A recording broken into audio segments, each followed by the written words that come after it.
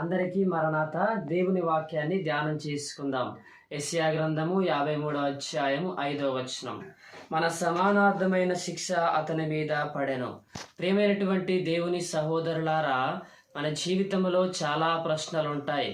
నా సమస్యలకు సమాధానం ఏంటి? నా పాపాలకు పరిష్కారం ఏంటి?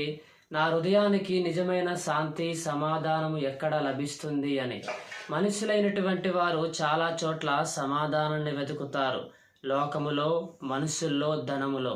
కానీ వాటిలో నిజమైన సమాధానము దొరకదు. ఈరోజు మన జీవితంలో ఉన్న ప్రతి సమస్యకు దేవుడిచ్చిన ఒకే ఒక్క సమాధానము సిలువ. అందుకని సిలువ అనగా సమాధానము.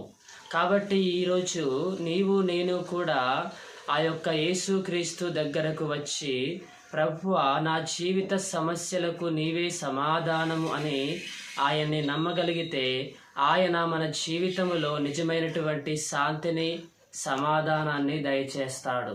దేవుడు మిమ్మును దీవించునుగాక. ఆమేన్.